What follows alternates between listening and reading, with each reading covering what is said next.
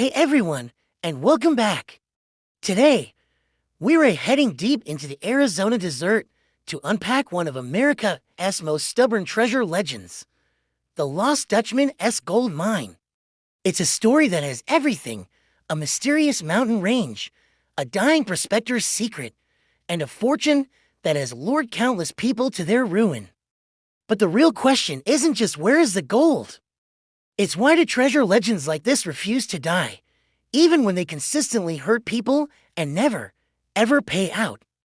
Our story begins in the Superstition Mountains, just east of Phoenix, Arizona. And let's be honest, the name alone sounds like a giant warning label. This isn't a gentle, rolling landscape.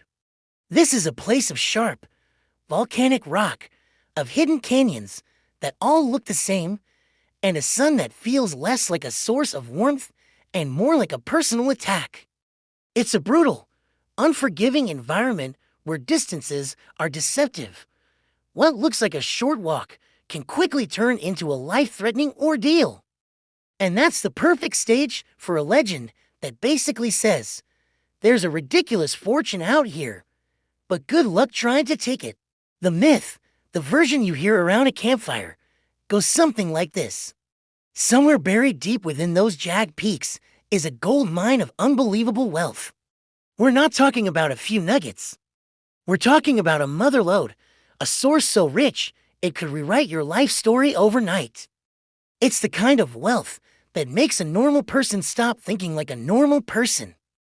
Over the decades, people have claimed to find clues, strange rock markings, cryptic maps, and every now and then, a few shiny pieces of high-grade gold that feel like definitive proof. But that's where the trail always goes cold. Someone gets lost. Someone comes back dehydrated and empty-handed with a story of near disaster. And in the most tragic cases, someone simply disappears into the landscape, becoming another ghost in the legend. The mine remains hidden, almost as if the desert itself is actively guarding it. The most famous name tied to this whole saga is Jacob Waltz, an old German prospector who lived in the late 1800s. He's the Dutchman of the story. In the legend, he's the one man who knew the mine's exact location and, in classic dramatic fashion, took the secret to his grave. The story claims that he would occasionally show up with high-quality gold, but lived a quiet, modest life. Then, on his deathbed, he supposedly whispered clues and drew a crude map for a neighbor who had cared for him. Of course, people have been arguing ever since about what he actually said, what the clues meant, and whether any of it was even real to begin with. Even the name Lost Dutchman is a perfect example of how these stories get twisted over time. In most retellings, Dutchman has nothing to do with the Netherlands. It's almost certainly a linguistic mix-up. Waltz was German, or Deutsch, a word that easily gets slurred into Dutch in English storytelling. It seems like a small detail, but it's crucial because it shows how legends grow. They don't stay clean and factual. They mutate. They collect errors. Every retelling adds a new layer of fog, making the truth harder and harder to see. Now, let's switch gears and talk about the reality version. The American West was absolutely riddled with mines, real ones. A lot of people got rich, but they usually did it in the most boring way imaginable. Years of backbreaking work, a bit of lucky timing, and knowing when to sell their claim. But the West was also flooded with exaggerations, half-truths, and outright scams designed to separate hopefuls from their money. A secret mine story is the perfect bait. You can't verify it easily because it's a secret.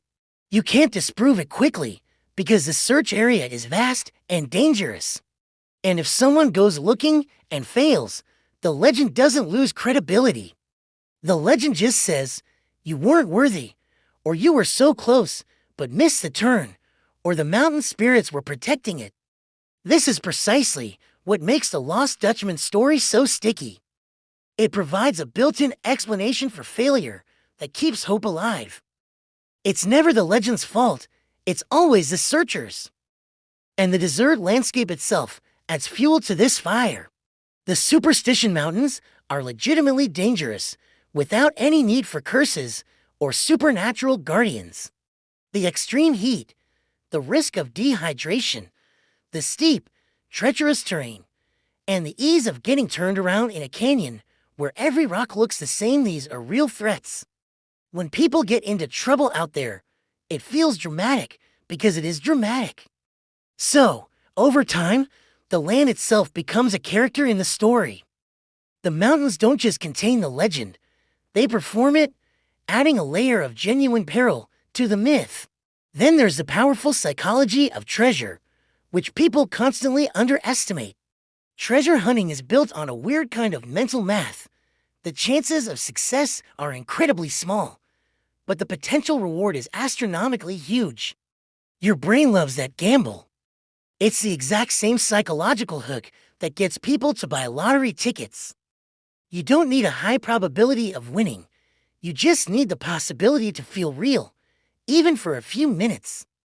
And treasure legends like the Dutchman's are what you might call self-healing. They're designed to be unfalsifiable. If nobody finds the mine for decades, believers just say it's that well hidden.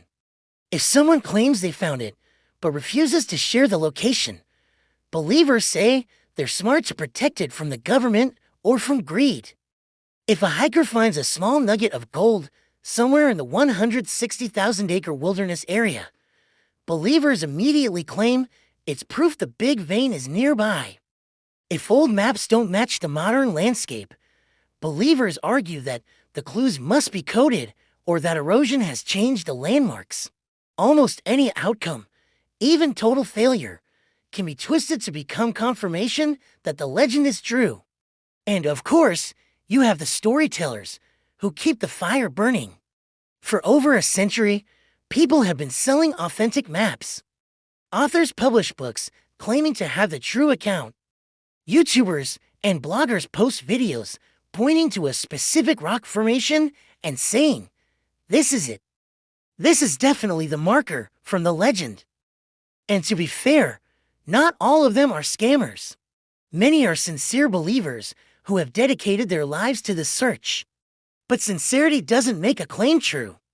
It just makes it louder, and it helps the legend become a self-perpetuating machine that constantly produces a new generation of seekers. That's why the mine doesn't give itself up. It's not because it's magical or cursed. It's because the story is perfectly engineered to survive, regardless of the facts. If there's no treasure at all, the story still survives on hope and mystery.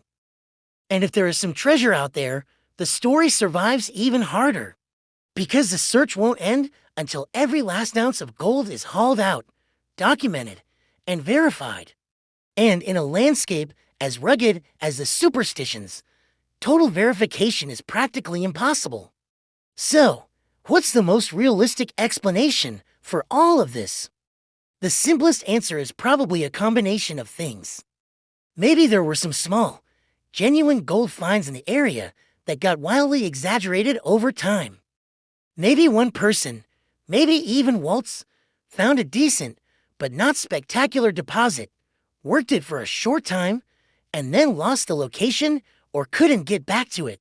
Maybe Jacob Waltz got his gold from somewhere completely different, and the story simply pinned it on the Superstitions because, let's face it, they make for great theater. Or maybe, just maybe, it is a pure legend that grew from the oldest recipe on the frontier, a mixture of real hardship, desperate hope, and one mysterious old-timer who knew a secret. Whatever the specific truth is, the bigger point remains the same. The legend of the lost Dutchman-'s gold mine is less about actual gold and more about a fundamental human desire. We love the idea that one perfect discovery, one lucky break, can erase years of struggle and hardship. One hidden door in the side of a canyon. One secret map that turns you from a nobody into the main character of your own adventure story. That's the real reason treasure legends never die. They promise a shortcut through life's inherent unfairness. And the desert vast, silent, and mysterious is the perfect canvas onto which we can project that powerful dream.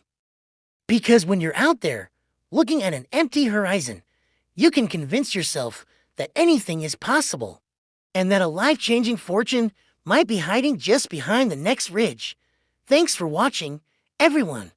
I'll see you in the next one.